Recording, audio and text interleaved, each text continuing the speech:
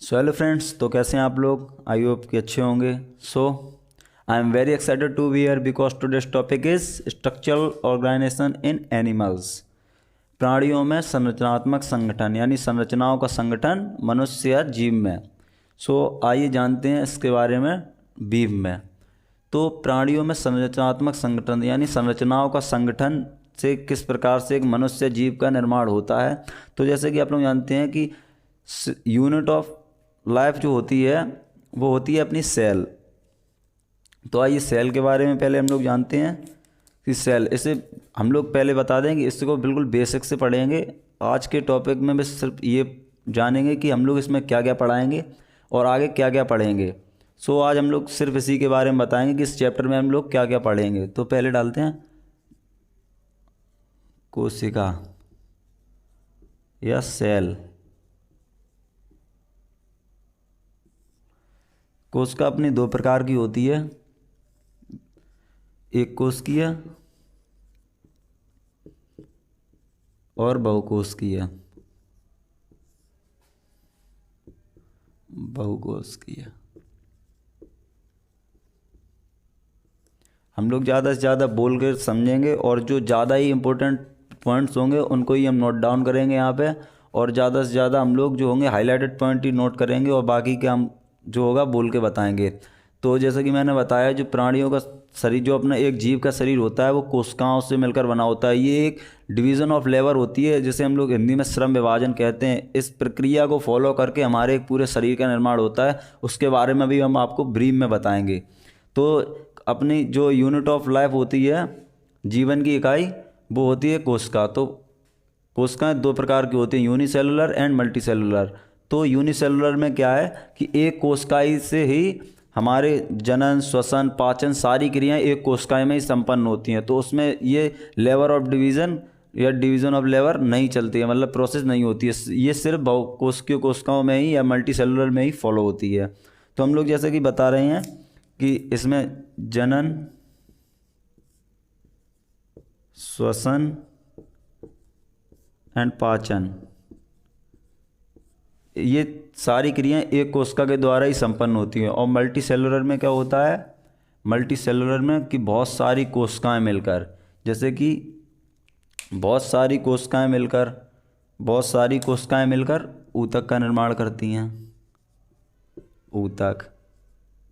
और बहुत सारे ऊतक मिलकर के अंग का निर्माण करते हैं और अंग अंग तंत्र का निर्माण करते हैं। और वो अंग तंत्र मिलकर के एक पूरी बॉडी का निर्माण करते हैं, किसी जीव का निर्माण करते हैं, जीव या बॉडी। सो हम लोग इसे एक छोटे से पॉइंट ऑफ व्यू से हम इसे आगे भी बताएंगे और इसे अभी हम ऐसे भी थोड़ा डिस्क्राइब कर दे रहे हैं। जैसे कि अपनी ये एक कोशिका है, बहुत सारी कोशिकाएं मिलकर ऊतक का निर्माण करेंगी, ऊतक अंग का निर्माण करेंगे और अंग अंग तंत्र का निर्माण करेंगे। जैसे कि ये अंग तंत्र का निर्माण करेंगे और अंग तंत्र मिलकर के एक जीव का निर्माण करेंगे।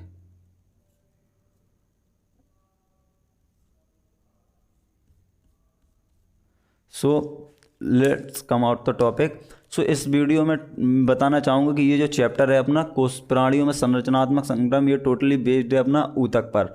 तो हम लोग किस पर फोकस करेंगे, ऊतक पर। तो हम लोग ऊतक के बारे में जानते हैं। आइए स्टार्ट करते हैं ऊतक के बारे में। और जब मैं ऊतक पढ़ाऊंगा तो इसमें ऊतक में अपने 4 प्रकार होते हैं। मैं उनको जब समझाऊंगा तो इसमें एक्टोडर्म, मीजोडर्म और एंडोडर्म होते हैं। इनकी उत्पत्ति कहाँ से होती है और किससे क्या चीज़ बनती है, इसके बारे में बताएंगे। और इससे पहले हम लोग ऊतक के बारे में पढ़ते हैं। आइए,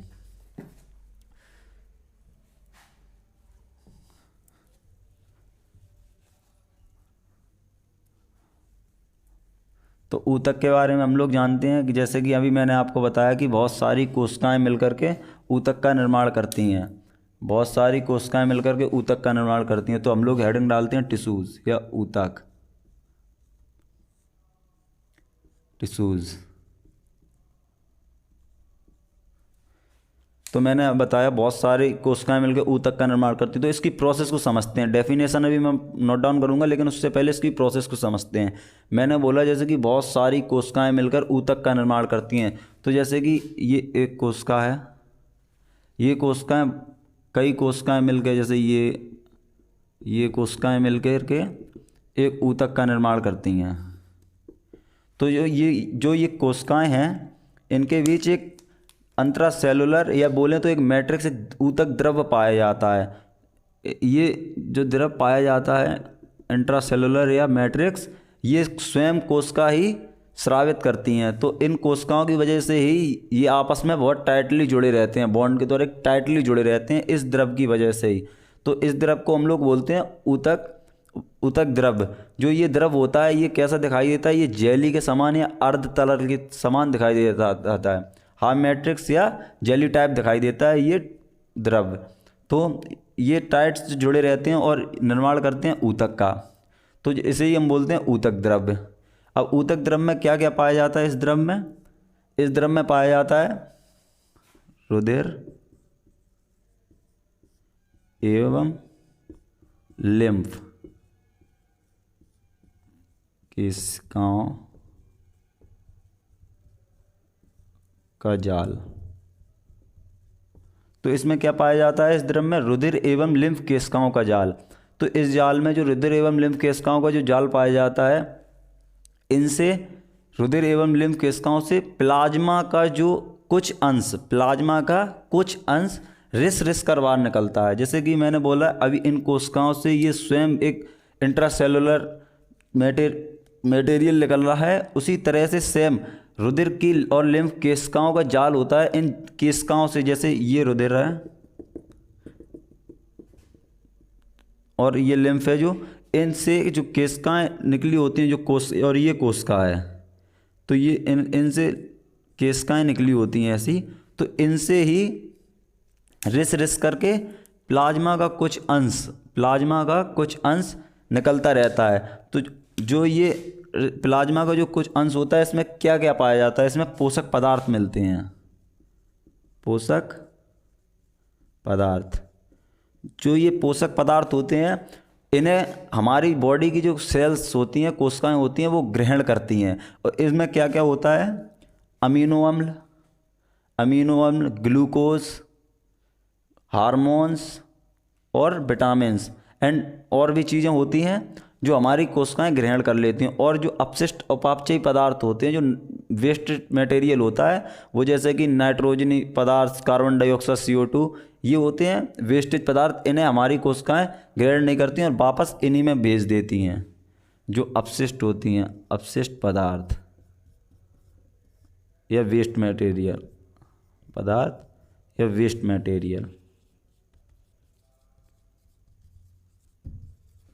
मटेरियल को वापस इन्हीं कोशिकाओं में भेज देती हैं। तो हम लोग मैंने आपको किसके बारे में बताया? ऊतक के बारे में। और ऊतक के बारे में हम लोगों ने पढ़ा इंट्रासेलुलर मैट्रिक्स या मैट्रिक्स। तो हम लोग इसको बीम में बताते हैं। एक मिनट,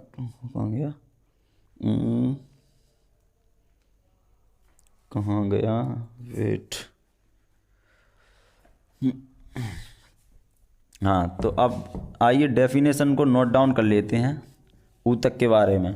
जो हम लोग अभी तक 12th के पर्पस से डेफिनेशन पढ़ते हुए आए हैं, वो डेफिनेशन थोड़ी सी अलग है, और जो नीट के पर्पस से डेफिनेशन है वो थोड़ी सी अलग है। तो आइए इसके बारे में संक्षेप में जानते हैं कि हम लोग इसमें डेफिनेशन क्या रखेंगे। तो कोशिकाओं का ऐसा समूह, कोशिकाओं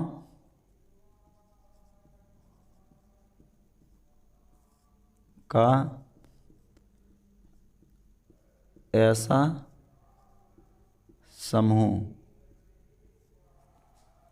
अब जो लिखवा रहा हूं वो थोड़ा ध्यान से सुनिए। कोशिकाओं का ऐसा समूह जो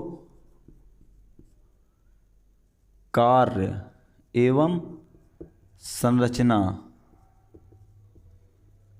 वर्क एंड स्ट्रक्चर में समान हो अथवा ना हो। आप 12th या 11th के बेस के पर्पस से या 9th 10th में अभी तक पढ़ते आए होंगे कि कोशिकाओं का ऐसा समूह जो कार्य एवं संरचना में समान होता है ऊतक कहलाता है। It's wrong totally for NEET purpose.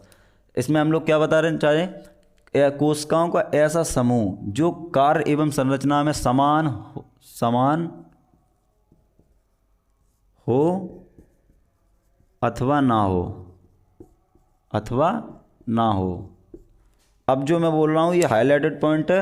अब इसी से हम लोग काफ़ी जो भी अभी इस चैप्टर में पढ़ेंगे वो इसी लाइन से आएगा। जो अभी ये लिख रखा है ये एज ए डेफिनेशन है, लेकिन जो अब मैंने कोशिकाओं का ऐसा समूह जो कार्य एवं संरचना में समान हो अथवा ना हो, लेकिन उसका अंतिम परिणाम या बोलें तो उत्पत्ति या बोलें उद्देश्य समान होगा।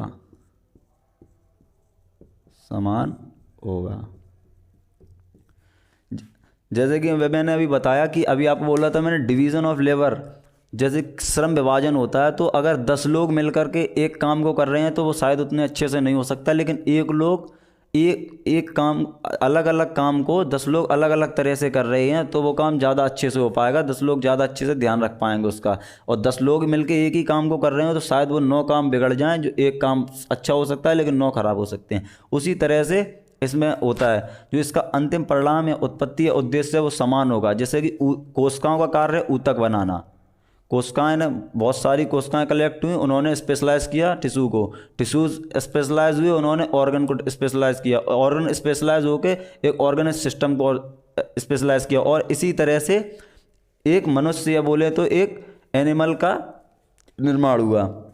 तो इसी तरह से मैं बताना चाहूँगा। और इसी में जो अभी मैंने एक डेफिनेशन बताई थी, अभी बीच में एक शब्द बोला था इंट्रासेलुलर मैट्रिक्स, उसके लिए हम लोग जो डेफिनेशन यूज़ करेंगे उसमें भी हम लोग बोल सकते हैं रक्त, शॉर्ट फॉर्म में रक्त, और जो कोशिकाएं हैं कोशिका, रक्त और कोशिका, इसके बीच जो रासायनिक आदान प्रदान होगा। मैंने अभी बोला था एक जो इंट्रासेलुलर होता है, इनमें जो कोशिकाएं होती हैं वो स्वयं एक मटेरियल का श्रावण करती हैं, उसे बोलते हैं ऊतक द्रव्य, टिश्यू मटेरियल।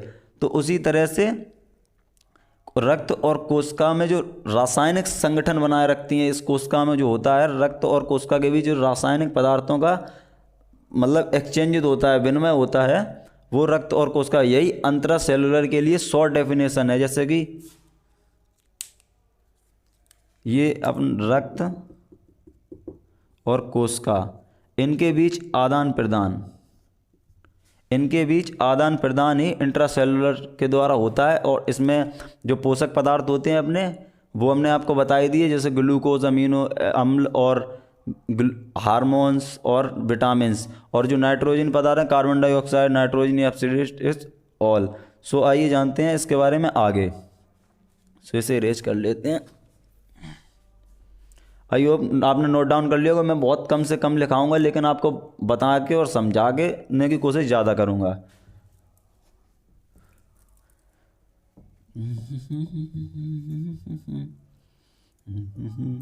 तो हम लोग पहले ये जान लेते हैं कि ऊतक कितने प्रकार के होते हैं, क्योंकि ये वीडियो हम बिल्कुल शॉर्ट रखेंगे, इसके बाद से हम लोग डीपली में जाएंगे लॉन्ग। अभी शॉर्ट वीडियो में डिवाइडेशन करेंगे। तो हम लोग जान लेते हैं ऊतक अपने कितने प्रकार के होते हैं। ऊतक होते हैं हमारे 4 प्रकार के।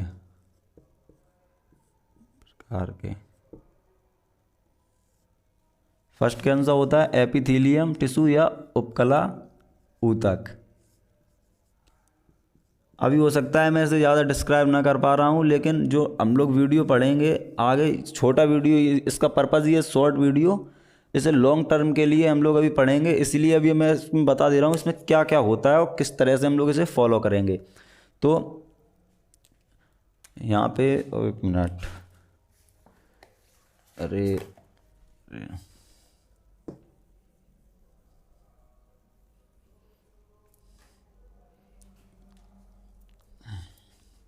यहाँ लिख लो 4 प्रकार के होते हैं, सिर्फ ऊपर 4 प्रकार के,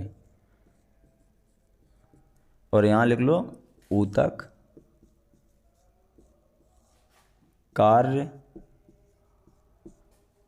और उत्पत्ति। जो इम्पोर्टेंट टॉपिक अभी मैंने बोला था, उत्पत्ति कैसे होती है, वो भी अभी मैं आपको बताऊंगा। अरे तो आइए जानते हैं सबसे पहले उपकला ऊतक का मतलब क्या होता है। उपकला ऊतक एपिथेलियम टिश्यू जो अपना आवरण होता है, जो अपनी स्किन होती है, ये इसके बारे में बताया गया। आवरण या अस्तर लिनिंग या फिर बोले तो रक्षात्मक या प्रोटेक्शन प्रदान करने के लिए उपकला ऊतक का प्रयोग करते हैं। इसकी उत्पत्ति एक्टोडर्म, मेसोडर्म या एंडोडर्म तीनों से हो सकती है। क्या जो उपकला ऊतक होता है वो अपने क्या है, इसने जो अपनी स्किन हुई, मतलब देखो सुरक्षात्मक रक्षात्मक प्रदान करने के लिए स्ट्रेच करते हैं, डायरेक्ट अंदर ना जाकर जो संयोजी ऊतक के द्वारा अपनी जुड़ी होती है, अंदर कई पेशियों भी होती हैं। तो इसके बारे में हम डिस्क्राइब करेंगे। मैं सिर्फ इसमें शॉर्ट वे में बता दे रहा हूँ क्या होता है। जैसे कि आवरण, आवरण का होना, अस्तर मिलता है, अस्तर बनाना या रक्षा प्रदान करना, रक्षा प्रदान करना, रक्षा प्रदान करना। और इसकी उत्पत्ति कहां से होती है, एंडोडर्म, मेसोडर्म। राइटिंग हो सकता है कि अभी थोड़ी बहुत गड़बड़ हो रही हो, लेकिन धीरे धीरे अभी मैंने इस पर ज्यादा बुक किया नहीं है, धीरे धीरे वो भी ठीक हो जाएगी। और एक्टोडर्म। और सेकंड जो अपना टिश्यू है वो है संयोजी ऊतक, कनेक्टिव टिश्यू, संयोजी ऊतक। जैसे आप लोग देख सकते हैं कि इसमें संयोजी ऊतक नाम नहीं है, संयोगी ऊतक, इसे संयोगी ऊतक भी बोलते हैं। इसका करना ही होता है संयोग है, जोड़ना। इसका मतलब होता है जोड़ना। सेकंड थिंग इज सहारा प्रदान करने में, सहारा प्रदान करने में। सेकंड थिंग इज सहारा प्रदान करने में, सहारा प्रदान करने में। एंड शरीर में संकुचन होगा उसमें भी इसका सहायक होगा, संकुचन, कॉमा लगा के संकुचन शॉर्ट में लिख लो, संकुचन में भी। इसकी उत्पत्ति कहां से होगी, मेसोडर्म से। इसकी उत्पत्ति भी अपनी मेसोडर्म से होगी, मेसोडर्म यानी मध्य स्तर से। और जो अपना थर्ड टिश्यू है उसका नाम है पेशी ऊतक। पेशी ऊतक से समझ गए होंगे, शरीर की जो अपनी बॉडी की जो पेशी होती है, पेशी ऊतक, पेशी ऊतक या पेशीय ऊतक लिखते हैं। पेशी ऊतक से तो आपको समझ में आ गया होगा, जो अपनी बॉडी जो होती है, देखो सबसे पहले हम लोगों ने पढ़ा उपकला ऊतक, आवरण या अस्तर, जो अपनी प्रोटेक्शन लेयर होती है अपनी बॉडी की। सेकंड थिंग इज जो प्रोटेक्शन लेयर के अंदर जिस तरह से पेशी। सॉरी फ्रेंड्स, थोड़ी सी दिक्कत आ गई थी, लाइट चली गई थी, तो इसकी वजह से हमें वीडियो रोकनी पड़ी। लाइट की कोई ऐसी सुविधा थी नहीं, तो वीडियो रिकॉर्ड हो नहीं पाई। तो अभी मैं बताना चाहूँगा कि हम लोग पढ़ चुके थे संयोजी ऊतक, उपकला ऊतक, और जो अपना रह गए थे, दो ऊतक रह गए थे, तो टिश्यूज रह गए थे, वो था पेशी ऊतक और एक अपना रह गया था तंत्रिकीय ऊतक। तो पेशी ऊतक में क्या है, पेशी ऊतक में मैं आपको बताना चाहूँगा कि पेशी ऊतक जो है, इसमें संकुचन और शिथिलन, पेशियाँ जो होती हैं वो संकुचन एवं शिथिलन यानी सिकुड़ने और फैलने और गति और गमन में सहायता प्रदान करती हैं। जैसे सिकुड़ना, ये देखो इसमें जैसे पेशियाँ, कई पेशियाँ मिल कर के इस पंजे को चला रही हैं, जैसे कि, तो इसमें क्या है, ये सिकुड़ भी रहा है, फैल भी रहा है, गति भी हो रही है, गमन भी हो रहा है। ये गति हो रही है, ये गमन हो रहा है। तो इस तरह से हम लोग देखेंगे कि ये संकुचन एवं शिथिलन,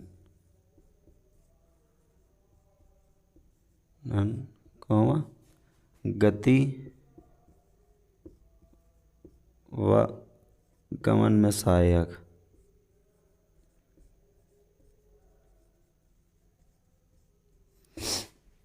तो इसकी उत्पत्ति कहाँ से होती है, इसकी उत्पत्ति मेसोडर्म से होती है, लेकिन कुछ डिफॉल्ट होते हैं मेसोडर्म से, मतलब कुछ अपवाद भी, मेसोडर्म या अपवाद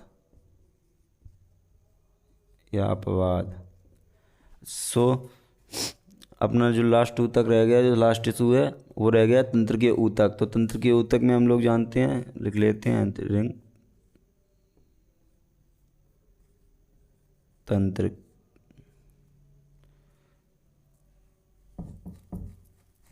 जो अपना रह गया तंत्रिकीय ऊतक। तंत्रिकीय ऊतक। तो इसमें जैसे आप लोग देख रहे हैं, इसमें सीधा दे रखा है तंत्र के ऊतक, यानी तंत्र का जो तंत्र का अपने न्यूरॉन्स होते हैं उनकी आवेगों का संचलन या गमन। जो आवेगों की उत्पत्ति होती है, सबसे पहले इसमें आवेगों की उत्पत्ति होगी इससे अपनी बॉडी में, जो अभी बताऊंगा, आवेगों की उत्पत्ति प्लस इनका संवहन पूरी बॉडी से, व संवहन। आवेगों की उत्पत्ति, जैसे आवेगों की उत्पत्ति होगी इससे, और इसका संवहन पूरी बॉडी में। जैसे कि हम लोग कुछ सोचते हैं तो अपना न्यूरॉन्स तत्काल वहाँ पे जा कर के उस, अभी जैसे मुझे ये यहाँ लिखना है तो हमारे न्यूरॉन्स ने एक थॉट दिया तो थिंकिंग यहाँ पे पहुँचा और हमने यहाँ लिख दिया। तो इसके बारे में भी हम जानेंगे। तंत्र के ऊतक ये बहुत इम्पोर्टेंट है, इस पे पूरे एक चैप्टर भी दे रखा है ब्रीफ में, हम लोग इसे आगे चैप्टर में पढ़ेंगे। इसकी उत्पत्ति है वो एक्टोडर्म से होती है।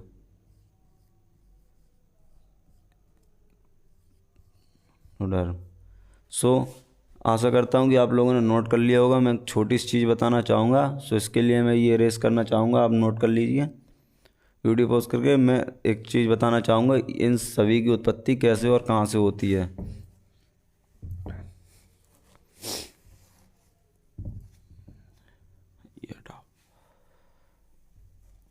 जो इसकी उत्पत्ति होती है, जैसे कि नर एवं मादा या फिर कोई भी दो मिलकर के कोशिकाएं मिलकर के जायगोट का निर्माण करती हैं। जैसे ये नर, ये मादा, ये दोनों मिलकर के जायगोट या युग्मनज का निर्माण करती हैं।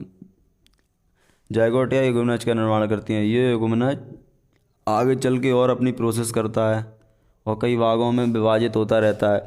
आगे चल कर के फिर ये उत्पत्ति करने लगता है। जैसे ये साइड, तो ये वाली जो हमारी बाहर की होगी ये एंडोडर्म होगी, और ये जो मध्य की है वो मेसोडर्म है, और ये जो अंदर की है ये एक्टोडर्म है। अब इससे होता क्या है, इससे पता चलता है कि हमारे कान का निर्माण कौन कर रहा है, नाक नोज़ का निर्माण कहाँ से हो रहा है, और जो अपने हैंड का निर्माण है ये कहाँ से हो रहा है, जीभ का, मुंह का शेप जो है वो भ्रूणीय परिवर्तन। इस क्रिया को हम लोग भ्रूणीय परिवर्तन कहते हैं, भ्रूणीय परिवर्धन।